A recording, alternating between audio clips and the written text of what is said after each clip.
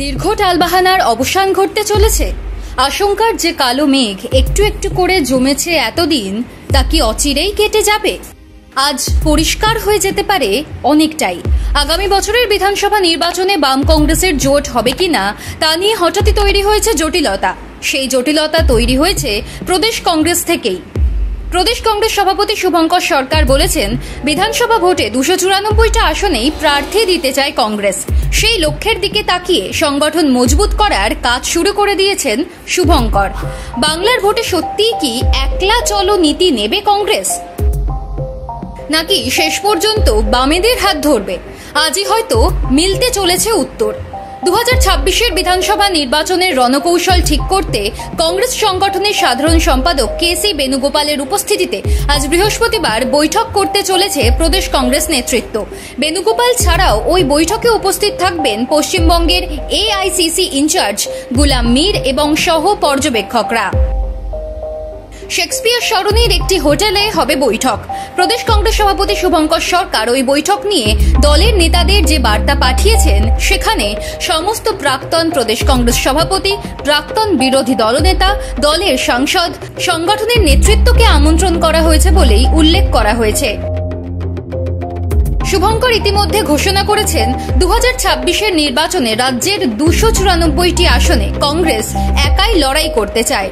যদিও প্রাক্তন প্রদেশ কংগ্রেস সভাপতি অধীর চৌধুরী সহ দলের একাংশ, বিশেষ করে মুর্শিদাবাদ, মালদা, উত্তর দিনাজপুরের নেতারা বামেদের সঙ্গে জোট করে লড়াই করার পক্ষপাতী।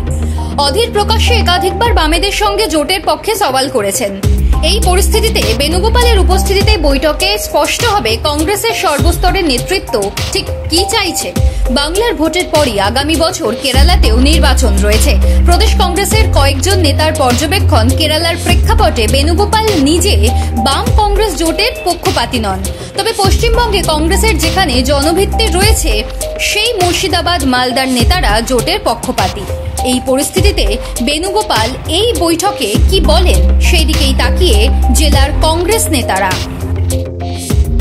বামেরাও কিন্তু কংগ্রেসের সঙ্গে জোট নিয়ে তাড়াহুড়ো করতে রাজি নয়। ইতিমধ্যেই বাম শরিক দলগুলোর সঙ্গে বৈঠকে সিপিআই ছাড়াও বাকিরা কিন্তু জোটের পক্ষে মতামত দেয়নি। তারা মনে করছেন, কংগ্রেসের সঙ্গে জোট না করে বাম দলগুলোর উচিত নিজেদের ক্ষমতা অনুযায়ী লড়াই করা। তাতে লাল ঝান্ডার শক্তি আগের থেকে বৃদ্ধি পাবে। বাম শরিক দলগুলো আসন সমঝোতায় অনেক বেশি আগ্রহী। সিপিআই, ফরওয়ার্ড ব্লক, আরএসপির মতো দলগুলোর শীর্ষ নেতাদের সঙ্গে দ্বিপাক্ষিক বৈঠকের মধ্যে দিয়ে তাদের মনোভাব বোঝার চেষ্টা করেছেন বিমান বসু, মোহাম্মদ সেলিমরা। তাই জোটে বামফ্রন্ট আগ্রহী নয়, তা এখনই বলা যাবে না। এরই মধ্যে আবার বামফ্রন্ট চেয়ারম্যান বিমান বসুকে চিঠি পাঠিয়ে জোটের প্রক্রিয়া দ্রুত করার আর্জি জানিয়েছেন আইএসএফ নেতা নওশাদ সিদ্দিকী। 8 মাস পর ভোট বাংলায়। হাতে যথেষ্ট সময় থাকলেও অন্যান্য বারের মতো শেষ মুহূর্তে জোট চায় না বামফ্রন্ট। আসন বন্টন থেকে আসন ভিত্তিক পরিকল্পনা, আগাম প্রার্থী বাছাই, অনেক কিছুই জড়িয়ে রয়েছে। যাবতীয় প্রশ্নের উত্তর কি আজই মিলবে?